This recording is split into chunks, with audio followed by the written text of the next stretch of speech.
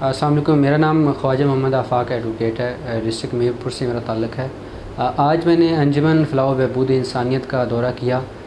मैं आज एक तरफ़ खुश हुआ तो दूसरी तरफ़ उदास और गमगीन भी हुआ। उसकी वजह भी मैं आप सबको बताता चलूँ कि खुशी इस बात की हुई कि यहाँ पे जो अपनी ज़िंदगी से मायूस लोग होते हैं, जो अपनी ज़िंदगी से तकरीबन वो हारने के करीब होते हैं, यहाँ पे उन्हें सहारा मिलता है।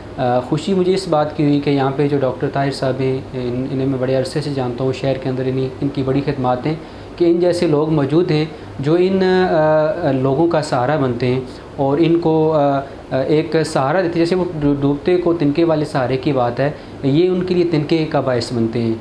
एक शेर भी मैं यहाँ पे आप सबको सुनाता चलूँ कि अपने लिए तो हर कोई जीता है इस जहाँ में, है ज़िंदगी का मकसद औरों के काम आना।